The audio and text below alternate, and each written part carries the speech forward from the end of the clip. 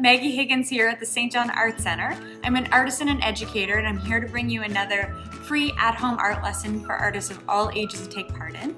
Today we're going to be making watercolor monsters. So let's get into it. I absolutely love doing this watercolor monster illustration project because it is different every time. There are no wrong answers. Anyone can do it, and it's always really funny and silly. So if you want to come along for this ride with me, let's go. So I'm going to go over some of the supplies you're going to need for this project.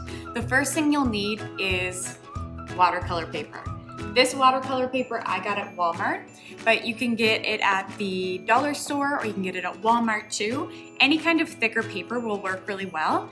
Even if you just have cardstock or Bristol board, that will work too. Even regular computer paper can work in a pinch. It may just get a little bit. The next thing you'll need is watercolor paint. If you don't have watercolor paint, that's okay. You could use tempera or really watered down acrylic paint if you have it. You may have some different colored inks, that works too. I've even done this with coffee or tea, the juice from beets or cherries, blueberries.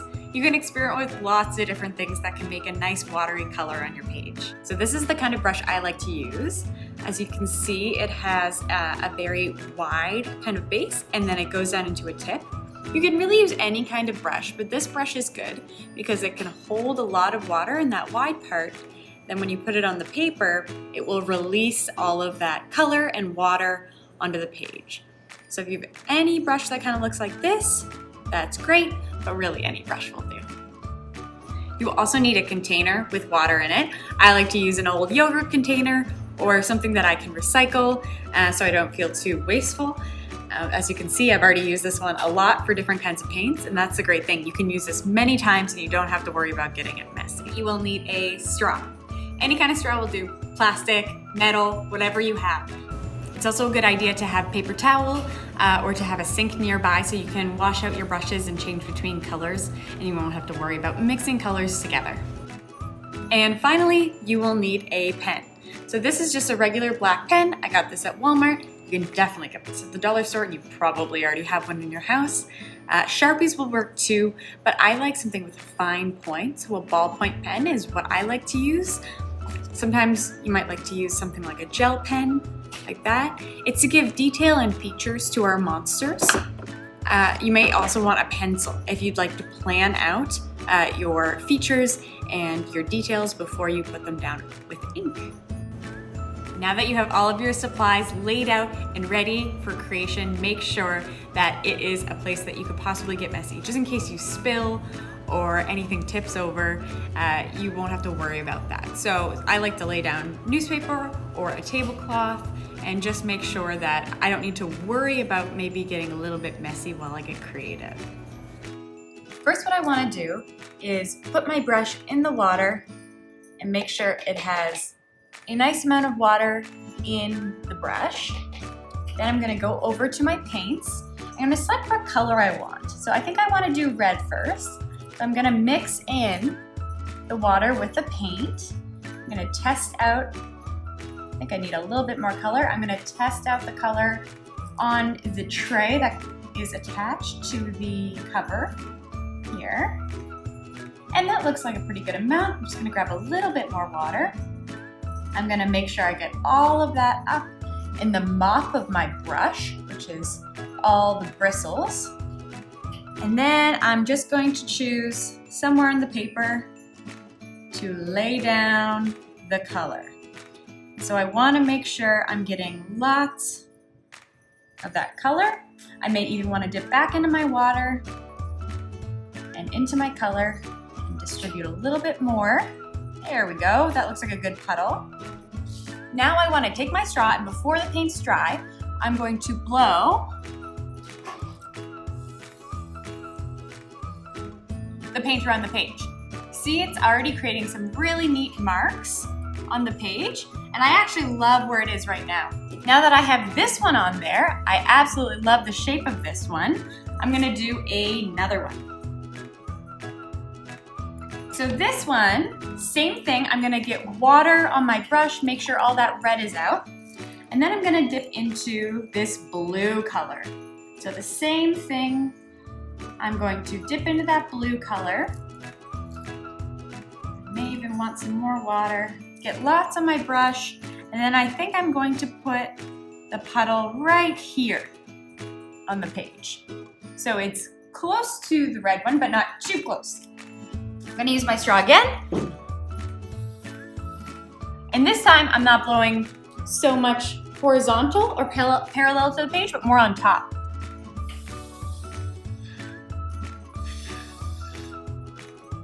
And remember to take a breath in between every time you blow into your straw so that you don't get lightheaded. Okay, I really like that shape, so I'm gonna keep it like that.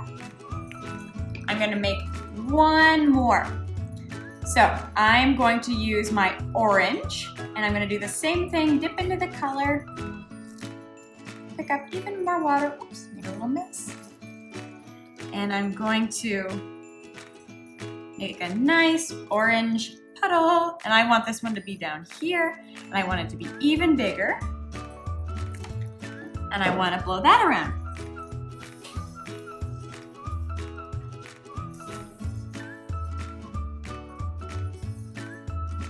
Okay, I think I'm going to add just a little bit more orange to this, so you can go back in and put more of your color in the center. There it was. The great thing about watercolor paper is once there's water on there, you can add more color, and then it'll just fill the space that's already been created. All right, so I have 3 of my splatters, and now what I'm gonna do is wait for them to dry. While they're drying, I can imagine all of the different creatures and creations and details I can put on these monsters. So this is a great time. Take a little break, maybe have a snack, have a drink of water, and start really getting your imagination going. All right, I'm gonna start drawing, and I'm sorry, I didn't get the very first part of my illustration recorded. So you'll notice there's already a monster that's pretty filled in. She's got these wild arms. She's got 1, 2, 3, 4, 5, 6, 7 arms, 2 eyeballs, a nice big pair of lips, and some long legs. Next, I moved on to the blue splatter, which I decided was her partner, and he has 1 very large eyeball. He's got a big toothy mouth that you can see coming out of the side, some wild hair. I always like to start these by outlining the splatter first, and that gives some nice definition. And then you can fill in your details from there. Sometimes I draw it out with a pencil, and then I just kind of let myself get creative from that point. The best part of this is it can be as silly as you want. I love adding things like hair and wrinkles, as you can see. Now I've moved on to my orange creature. This orange creature I wanted to make into a kind of pet for my other 2 characters. So he's a bit of a dog, or something with hooves. I've put 4 hooves on him. He's got kind of a spiky fur running down the end of his back, and I did some interesting patterns in there. He's got big open mouth with a weird pickle looking tongue sticking out, and he seems to be barking at something in front of him. I also decided that my blue character, his pants and shirt needed some more pattern, so I put some interesting wrinkles in his shirt, and I'm gonna fill in some stripes in his pants.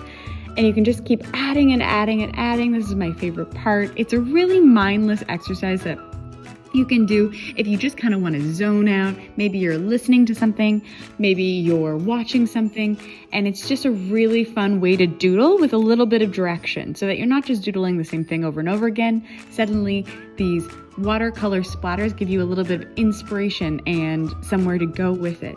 So as you can see, I'm filling in the fur on the hooves. I'm thickening my outline around some of the details on the dog. I'm doing the same thing. I'm going back to my red character. I'm gonna give her some socks. She looks a little cold. I decided she was a she.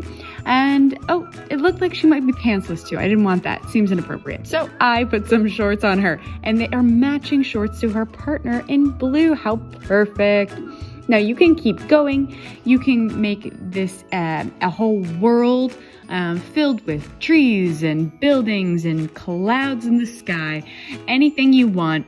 I just kind of ended it pretty simply because this is really your creation. So whatever you want to put on your drawing, go for it. And I cannot wait to see them. Thanks for joining me today. I had a blast making my weird and wonderful watercolor monster creation, and I hope you did too. If you'd like to show me what you made, you can put it on our Facebook page, facebook.com/St. John Arts Center. And if you enjoyed today's video and you want to donate to us, you can visit our website, www.sjartscenter.ca/donate, and you can contribute to your local art center that way. Thank you so much. I'll see you next week for some more art.